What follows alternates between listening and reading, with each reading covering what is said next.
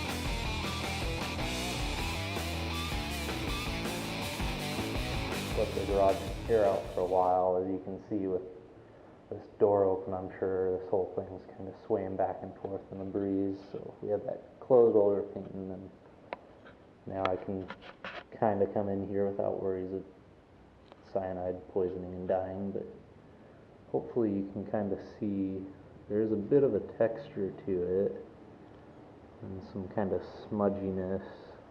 It's hard to tell what of it's just kind of from sanding through the old clear coat a bit. You can see near the edges that it kind of gets that little bit different tint to it. But overall, the paint is super shiny. I feel like it's probably a similar gloss to what was on here originally, which is really good. But we'll see once we get it all cleaned up. You can see there's 2 runs right through here, and then another one that almost got out right there. So the first pass, when I went through, I did the order a little different. I didn't do this side bit first, so when I went and did the side, it kind of globbed up and got a little bit of a run there. And that one almost made its way out by the 4th coat, and then I did it again and got nice big terrible globs right up there. It's really hard to do it in this orientation because you don't have a lot of space to really gauge how thick you're going on up there. You just kind of have to do it and hope you got it. It'd be really nice if the guitar was upside down.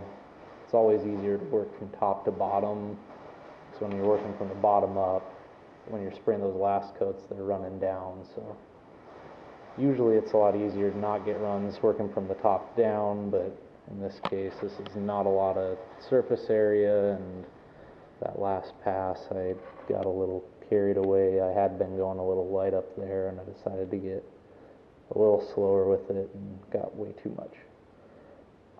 But overall I like the shine of the wood that's coming through, and it should be pretty nice, and we can come back with the razor blade and hit off the peaks on those 2 runs. Hopefully you guys can see kind of the texture and the shine on here. But this side, just to explain what's going on, there's a big chip that actually took a little bit out of the wood there that was there when I bought the guitar 6 years ago now. So I kind of patched that paint. The color didn't really match up really well. It's really hard to find white.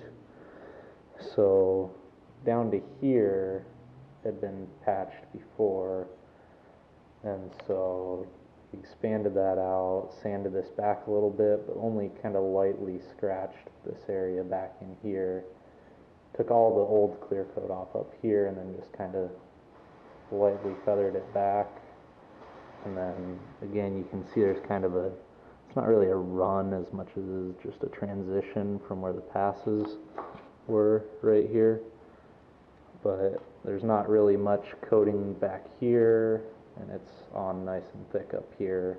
Kind of the same thing on the side. You can see it's a little orange peely and light down here, but when I come back with the sandpaper, hopefully we should be able to get that all tapered in and nice and shined, and when we buff back out into the original clear coat here, hopefully it'll all transition well and the sheen will be similar.